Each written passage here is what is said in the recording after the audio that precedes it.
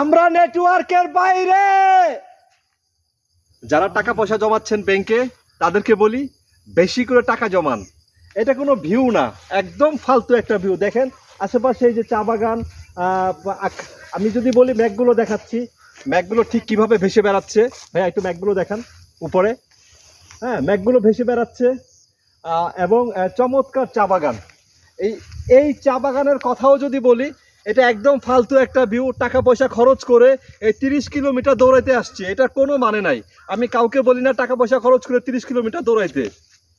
ভাই কি যে মজা, কি যে ভিউ, কি যে আনন্দ, এটা লাখ টাকা দিয়ে ওই জিনিসটা পাওয়া যাবে না। কারণ আমরা যেখান থেকে শুরু করেছি এখান থেকে অনেক উপরে, বেশ কিছু উপরে আমরা এখন যেখানে অবস্থান করছি। এত চমৎকার ভিউ। সকালে যখন আমরা শুরু করেছিলাম, সকালে ঠিক এই সময়টায় প্রচণ্ড পরিমাণ বৃষ্টি, সে বৃষ্টি উপেক্ষা করে এত মানুষ আসছে। আমরা যারা 30 কিলোমিটার রান করছি 205 জন, 3টা ক্যাটাগরি ছিল, 30 কিলো, 10 কিলো, 2 কিলো।